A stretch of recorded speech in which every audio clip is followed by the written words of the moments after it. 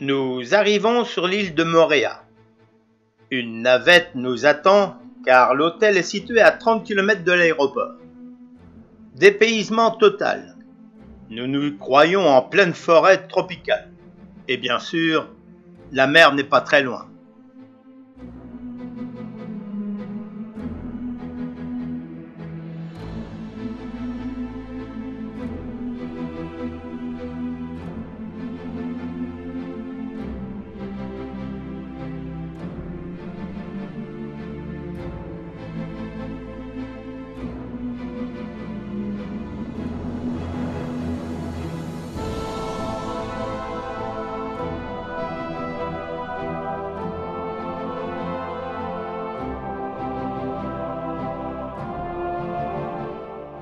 Sur la pointe Temae se trouve l'aéroport.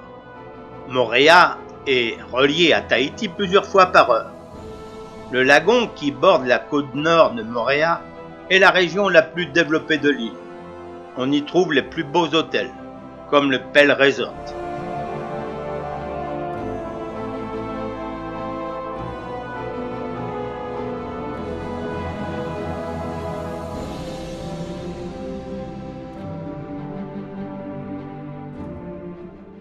Entre la piscine à débordement et le bungalow construit sur pilotis, on ne sait plus où s'arrête la terre et où commence le lagon.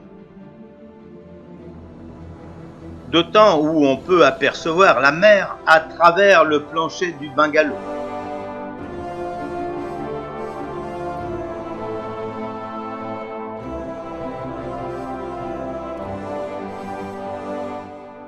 Quelques voiliers sont venus jeter l'ancre et les piroguiers se défient devant la baie de Cook. C'est une baie profonde, bien abritée, où mouillent aussi bien les grands paquebots de croisière que les petits voiliers vagabonds.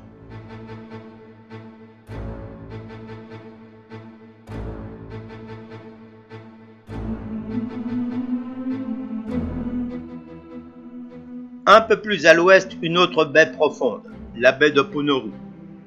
C'est au bout de cette baie que nous allons découvrir le point de vue du belvédère. Encadré par le mont Rotui, nous découvrons la baie de Doponoru et la baie de Cook.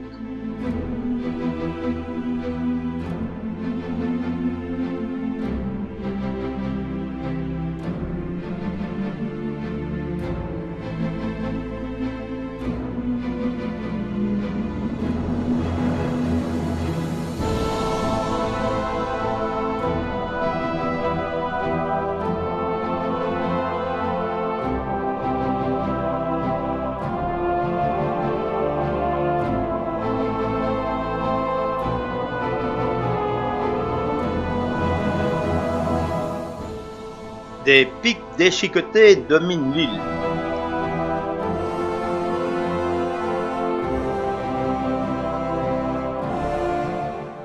L'un d'eux est percé d'un trou creusé, dit-on, par la lance du demi-dieu Hiero.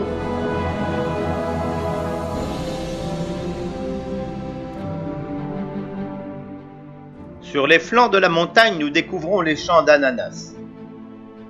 L'ananas de Moorea est réputé pour sa saveur.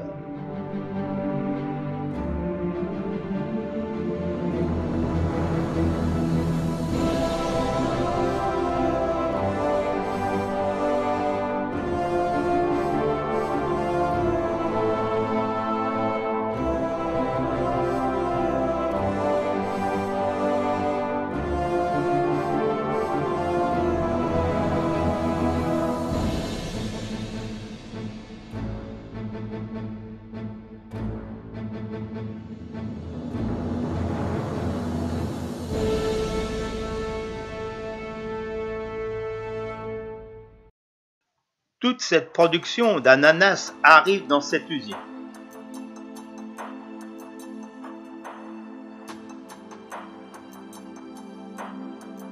Dans cette machine, le roi des fruits perd sa couronne. La première étape du processus de fabrication, qui va le transformer en jus, commence tout d'abord par le passage obligatoire de la piscine de rinçage, qui va éliminer toutes les impuretés.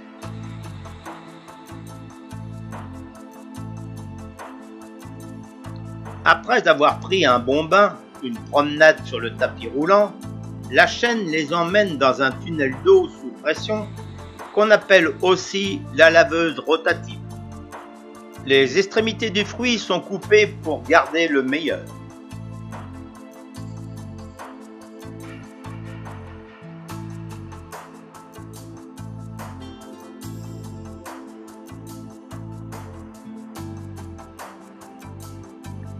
Le fruit débarrassé de ses extrémités passe dans un broyeur avant d'être pressé par 2 presses consécutives.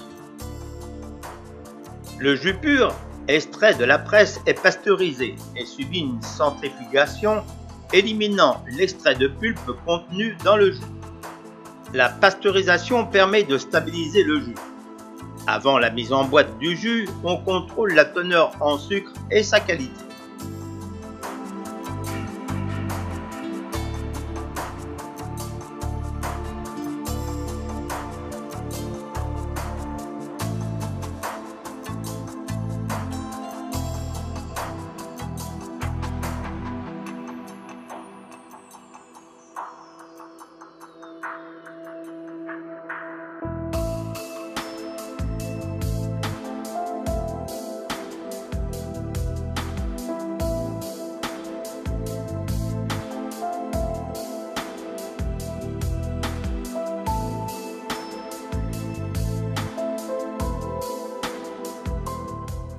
Le jus est maintenant prêt. Il est stocké dans une cuve réfrigérée pendant une journée maximum. Il est ensuite conditionné à chaud à 83 degrés. Grâce à la soutireuse qui permet de remplir 1800 boîtes à l'heure, le remplissage à chaud permet d'assurer la stabilisation intérieure des boîtes. Enfin, celles-ci sont refroidies dans un tunnel de refroidissement pendant 30 minutes. Et ressortent à une température de 28 degrés.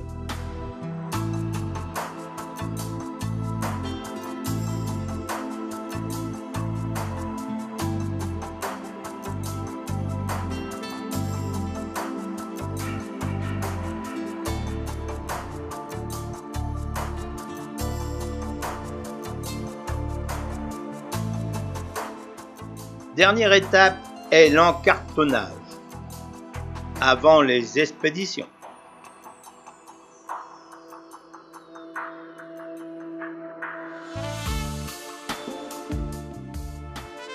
Nous avons pu goûter aux différentes spécialités de la maison. Et il y a de quoi faire.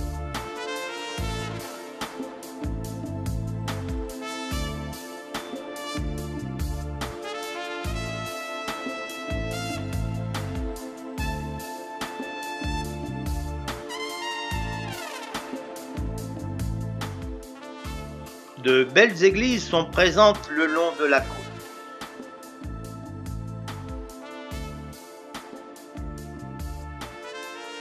Un beau point de vue, celui de Toatea. Une vue magnifique sur le lagon. Et au loin, l'île de Tahiti et les magnifiques bungalows de l'hôtel Sofitel.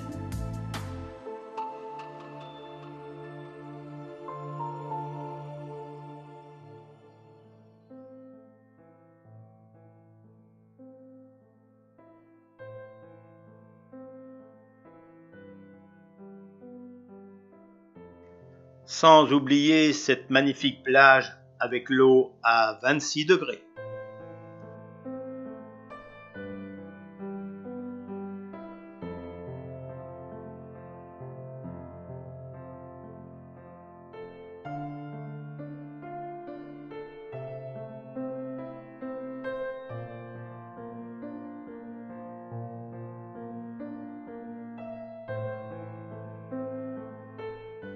Le lagon au nord-ouest de l'île a été longtemps le domaine du Club Méditerranée.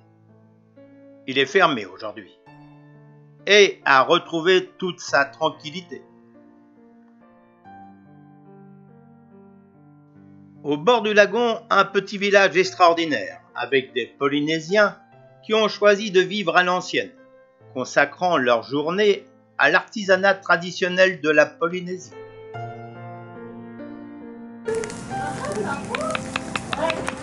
Ça.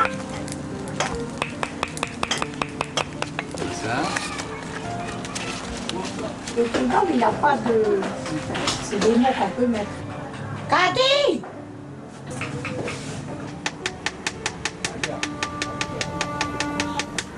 Le tatouage, invention polynésienne, avait été interdit par les missionnaires au XIXe siècle. Il a récemment retrouvé une grande faveur.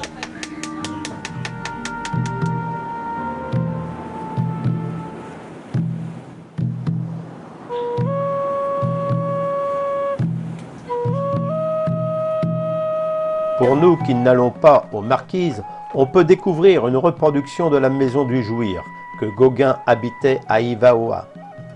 On peut y acheter des œuvres de Gauguin réalisées en Polynésie.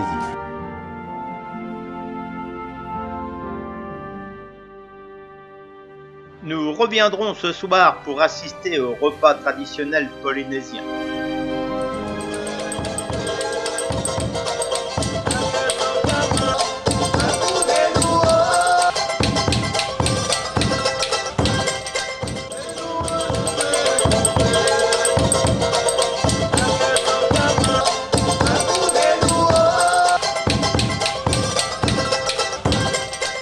Pendant que se prépare la fête du soir, On nous fait découvrir le repas traditionnel tahitien posé dans le sol.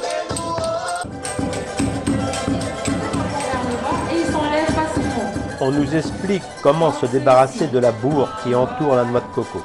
Le nez et la bouche, tapez juste au-dessus des yeux. Donc là, c'est pour s'enlever tranquillement. Comment on les casse en deux d'un coup de bâton bien asséné. Et comment on râpe les demi-noix de coco sur une râpe pittoresque. Notre noix de coco, c'est dans l'extraction lait.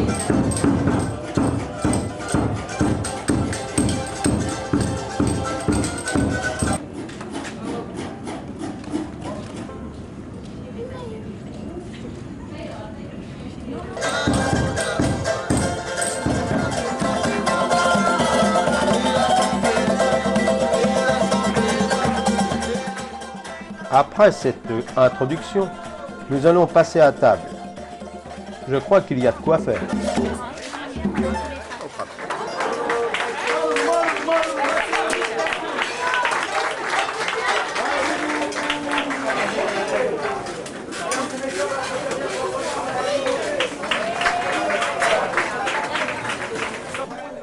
Je ne sais pas si je vais reprendre.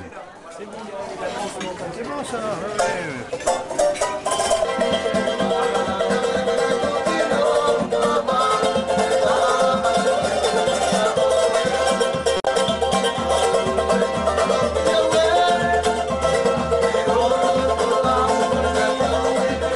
Et puis la fête commence au son des tambours polynésiens et toérés.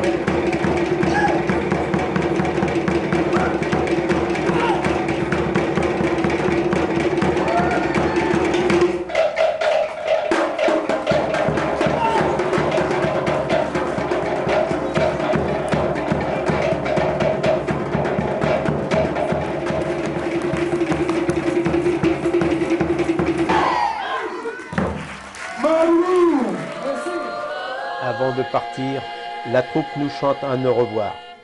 Merci.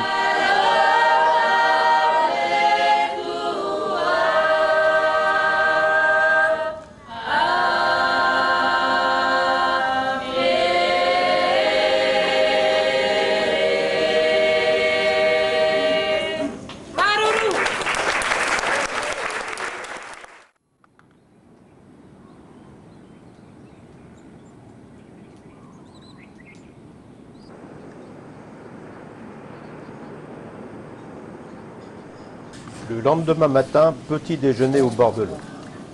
Nous ne sommes pas seuls.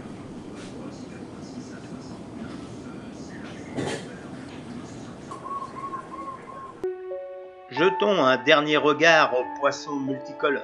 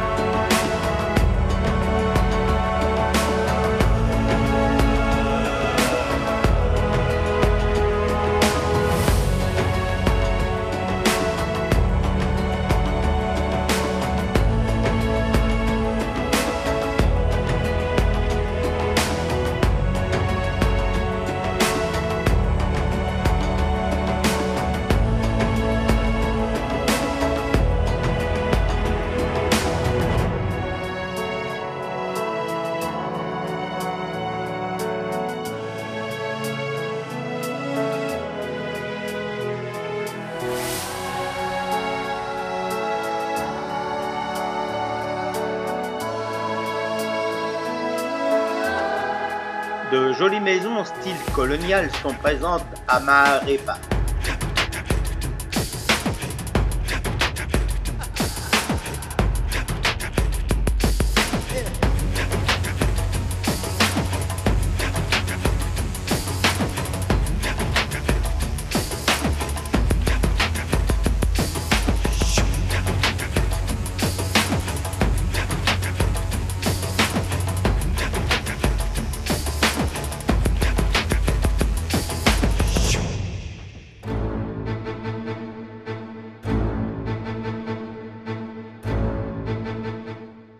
Au bord de la route, les pêcheurs vendent leurs poissons. Ma foi, la pêche a été bonne.